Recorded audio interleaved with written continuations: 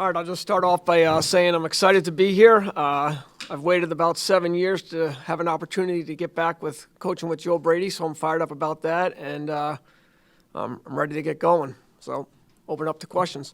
What is it about Joe Brady that has you fired up? I just love his passion. He loves the game. He loves to be around it. His ability to communicate to the player. I mean, there's just so much about it. And early on, when we started working together, you could tell right away that there's something special about this guy. Feel pretty fortunate you step into a situation with the reigning MVP as your quarterback. I'll tell you, all the years I was in New Orleans, when Drew Brees was there, I was a good coach, and so yeah, I'm pretty excited about that. I'm fired up to have an opportunity to work with Josh. Really am. He's such a different quarterback than Brees was. What excites you about the challenge of having to deal with his skill set? Well, the fact of the matter is, not all plays called are great ones, but all of a sudden he can make a great play out of a play that is defended pretty well. He can tuck the ball and run. There's just so much about his game that's to be excited about. From your experience, right? What do first-time head coaches face that most fans may not see? I think there's a lot going on there's just a lot of things that all of a sudden, hey, what signs do you want the players to see when you're walking in the building, and just kind of all those things. And where do you want the offices? Where do you want guys situated? There's just things that probably people don't even think about. But setting the schedules, and doesn't always have to be the same. You might have your own schedule. So there's just all the challenges outside of football that come with it, and as far as dealing with the training room or the equipment, just all the things that you want to put your own touch on. You think about Joe's journey since you were with him 7 years ago, and go down to the college game and come up and have his experience in Carolina, and then what's happened here in Buffalo. What level of excitement do you have about maybe taking the Joe that you know from 2017 and then meshing with the guy that has all these new experiences? Well, I think obviously the game evolves every year. Defenses evolve as well, and so that time apart, obviously there's a lot of new ideas that he's going to have, some that I've come, upon with the staffs that I've been on. And so one thing that fired me up the most was when he said, hey, next week when the whole staff's in and we're going to get started, we're just going to sit down and start from square one and build this thing. And obviously there's a big part of it that's already built with the success that they've had, but an opportunity to maybe tweak a thing here or there. But obviously everything will run through the quarterback here, and that's what's most important.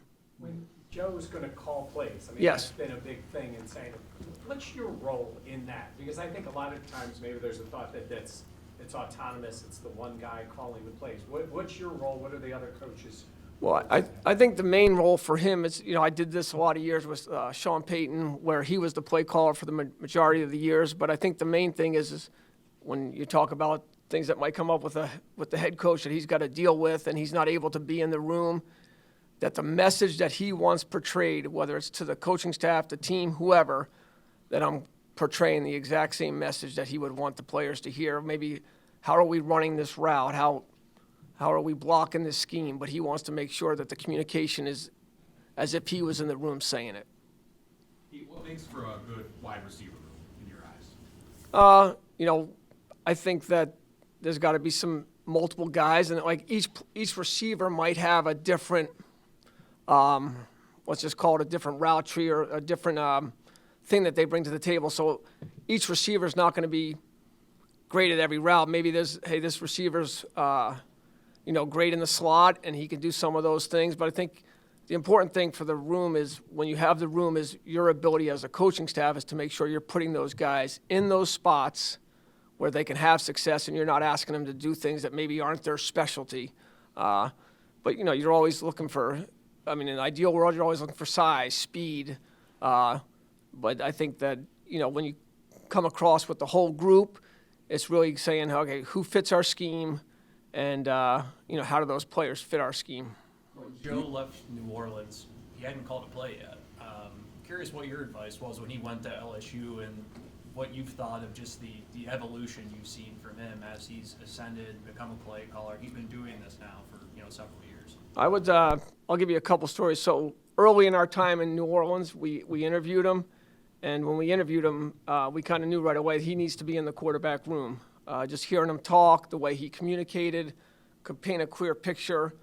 And so early in his time in the QB room, whether Sean Payton was talking, Drew Brees was talking, whoever was talking, he had his head down and he was writing notes. And then eventually, maybe Sean might ask him a question and you'd hear the answer and you'd be like, oh.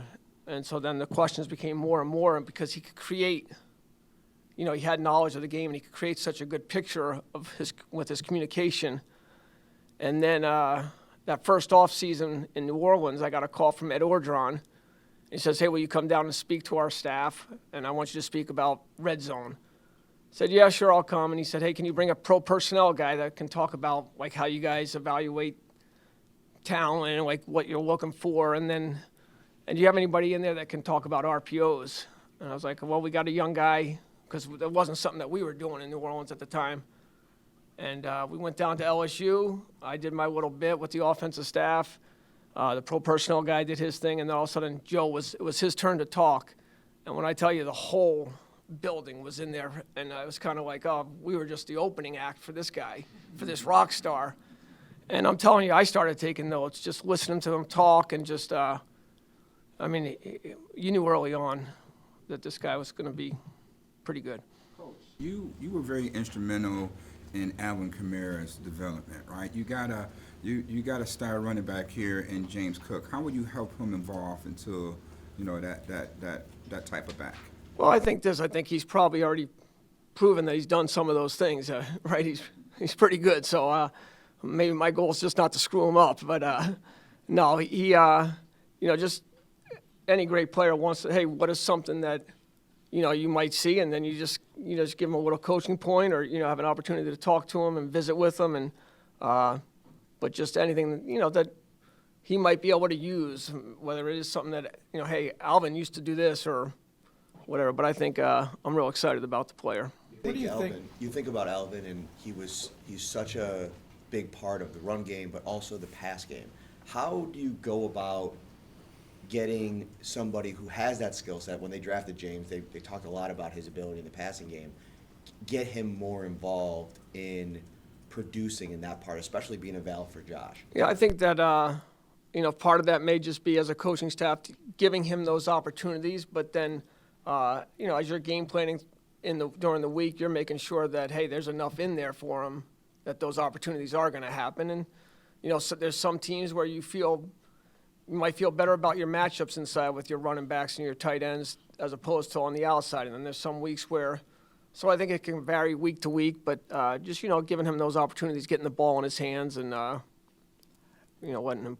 What do you think? You've been in the role of the right-hand man for an offensive head coach, play caller. What do you think your biggest strengths are that you bring to the table in that role? And you've been doing it for a long time, so you must be doing some things pretty well. Well, I think there's a little bit of organization that comes with that, making sure that the staff is all on the same page when Joe's not going to be able to be there, or when Sean used to not be able to be there, which was, more often than maybe you think, because they're doing, some of their other responsibilities. But again, just when it comes to even just this creating the game plan and coming up with some ideas that that the head coach is going to like. Hey, here's some thoughts for you. We put them together, and but again, it's really the process of whatever's going on without him being able to be in the room, that his message is being portrayed. If I could ask about, because Aaron Cromer was heavily involved with the run game here Correct, in Buffalo. Is that going to be something you're going to take on, or is that going to be an offensive line coach doing that? What do you think? Would be more of a offensive line, and whether O-line, running backs, coach, or the assistant O-line, that group will come up with that. Coach, you were kind of the first domino to fall on Joe's staff, but then the next day, Jim Leonard comes, somebody who you were obviously working with a couple weeks ago in Denver. Why, at least from your perspective, do you think that Joe wanted to bring him here? I think the other thing about, as I'm talking about Joe, Jim is a great communicator. You can see the relationship that he has with his players and the amount of respect they have. And when he's talking, there's a real presence about him, calmness, that's I think the players just kind of gravitate towards him. So when Joe said he was trying to hire him initially, I was like, yeah, we got to get this guy. I was fired up. Coach, where do you see Josh Allen's biggest opportunity for growth at this point in his career? Well, I think, part of that will come with meetings with I just flew in last night, opportunity to get with the offensive staff next week, start watching all the game film and just kind of going through the cut-ups, going through the personnel. So I think that maybe that answer is to be determined a little bit as we get together as a staff and kind of come up with, hey, what are some of the things that we can do to keep moving forward next year? Obviously, Joe has worked with Josh for several years now. But what's your process like of getting to know Josh? And like, obviously that'll come when like there's more time in the building and that kind of thing. But like getting to know what he likes and how he goes about things. Yeah, I think that, again, it'll start with when he's in the building, an opportunity to come visit in my office and just sit down and really forming a relationship with him, not just football related, but just outside and family and whatever, all that stuff that comes with it. But I think that the number one thing will be whenever we're designing a play or coming up with a scheme, which obviously most of that's set in stone, but maybe there'll be some new ads, is that it's got to be something that he loves. And it's got to fit our personnel as well. But if there's something that, hey, Josh, I got this idea, and he's, then we don't need it. So. You started your coaching career early. You've been in this game quite a while. Been around great minds, Norv Turner. You've had a lot of great quarterbacks, Drew Brees. How much has the game evolved from the offensive side when you really started off late 90s, early 2000s to now? And how different is it today to really kind of see that happen? Yeah, I think it tremendously. I think the game has evolved. I think it evolves every year. I think the defenses are one of the things that have made the offenses evolve. One of the things that I always think about early in my career is when you were preparing for maybe a defense, it'd be like, oh, they play A or B.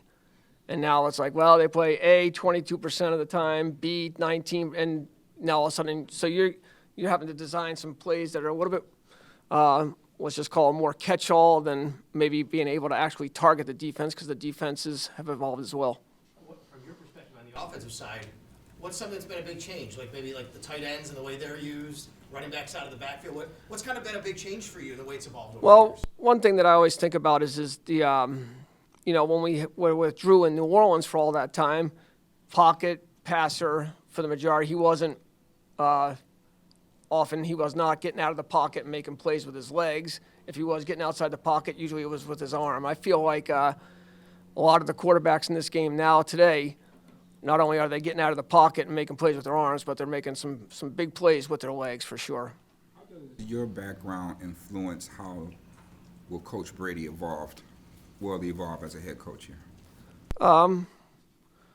I think that we've stayed in touch over the years, and we've always communicated kind of just different things, maybe different schemes, not too much because we obviously we're competing against each other as well. But I think that our relationship has stayed together all these years, and we're not afraid to talk football.